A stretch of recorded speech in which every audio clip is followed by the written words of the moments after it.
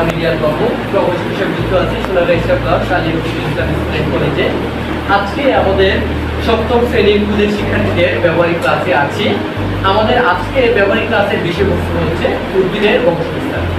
তো আমরা জানি যে উদ্ভিদ বিভিন্ন প্রকারে বিভিন্নভাবে বংশবিস্তার করে থাকে।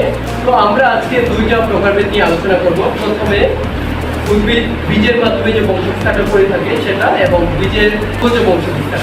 তো আমরা প্রথমে দেখব যে উদ্ভিদের বীজের মাধ্যমে বংশবিস্তার। প্রথমত দেখতে পাই যে একটি বীজের মাধ্যমে যে বংশবিস্তারটা হয়ে থাকে, আমরা প্রথমত দেখব বীজের মাধ্যমে বংশবিস্তার। বীজের মাধ্যমে বংশবিস্তারে আমরা দেখে থাকি যে একটা বীজ সে উপযুক্ত পরিবেশের মাধ্যমে সে মাটি, পানি এবং আবহাওয়া যদি সঠিক পরিমাণে পায়, তাহলে সে তার নিজের মাতৃগাছের মতো অনুরূপ আরেকটি উদ্ভিদের জন্ম দিয়ে থাকে।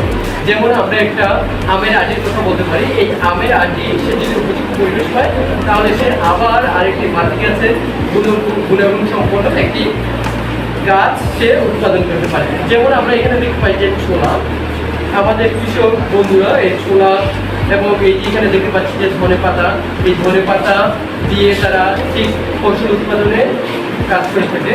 আবার আমরা এখানে দেখতে পাচ্ছি যে অনেক প্রকারের বীজ, এখানে দেখতে পাচ্ছি সফেদা, পাট, আমরা এখানে দেখতে পাচ্ছি যে খেজুরের বীজ।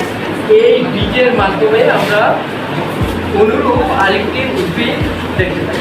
আমরা এখানে দেখতে পাই যে রসুন, এখানে দেখতে পাই কন্দ হিসেবে আছে পেঁয়াজ, এবং আমরা দেখতে পাচ্ছি যে আলু। এই বীজের মাধ্যমে আমরা নতুন মাতৃগুণাগুণ সম্পন্ন উদ্ভিদ দেখতে পাই। আমি যদি এখন এই যে আমাদের যে আলু, অর্থাৎ আমরা একটা টিউবার দেখতে পাচ্ছি, এই টিউবারটাকে দেখতে পাই যে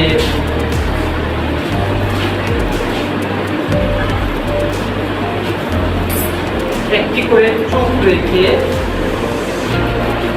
ঠিক এখান থেকে এটা বীজ হিসেবে কাজ করবে আরেকটি উদ্ভিদ তৈরি করার জন্য। আর এবার আমরা যদি লক্ষ্য করি যে বীজের যে অঙ্গের মাধ্যমে অঙ্গবিস্তার হয়, অঙ্গবিস্তার পাই, প্রথমে আমরা দেখতে পাই যে মিষ্টি আলু। মিষ্টি আলুকে আমরা দেখতে পাচ্ছি এই মিষ্টি আলুটার মধ্যে অনেকগুলো কাণ্ড বের হয়েছে, পাল্লতা বের হয়েছে। এই কাণ্ডগুলোর মাধ্যমে যদি আমরা মাটিতে লাগিয়ে দিই, তাহলে এখান থেকে নতুন আরেকটি উদ্ভিদের জন্ম হবে।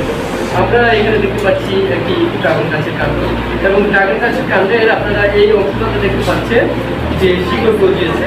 আর এই শিকড়টা আমি যদি এখন মাটিতে লাগিয়ে দিই, নতুন করে আরেকটি ড্রাগন গাছের জন্ম নেই।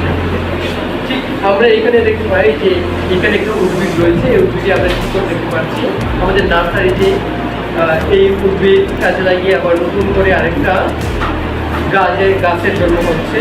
তাহলে আমরা দেখতে পাচ্ছি বীজ ছাড়া একটা অঙ্গ ব্যবহার করে এখানে আমরা একটা নতুন উদ্ভিদের জন্ম দেখতে পাচ্ছি। তো আজকে আমাদের উপস্থাপনা এ পর্যন্তই, দেখা হবে নতুন কোনো ভিডিওতে। আসসালামু আলাইকুম।